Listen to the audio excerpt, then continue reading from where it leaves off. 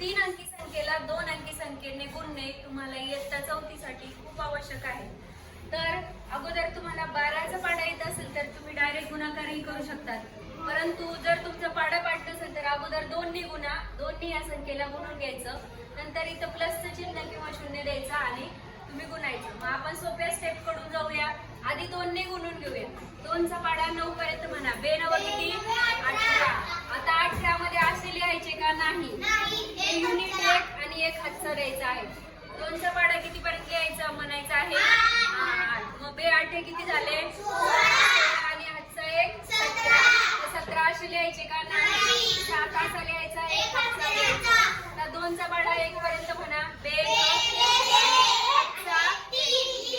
Very good. इथे शून्य लिहू शकतात किंवा प्लस पण लिहू शकतात।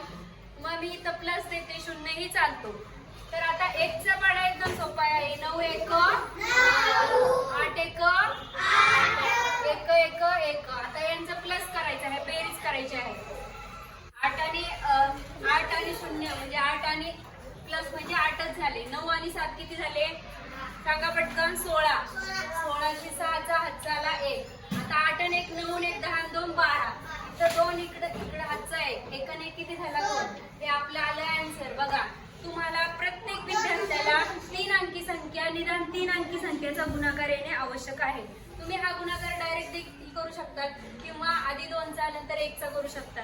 हे विद्यार्थ्यांनो वहीमध्ये लिहून घ्या। धन्यवाद।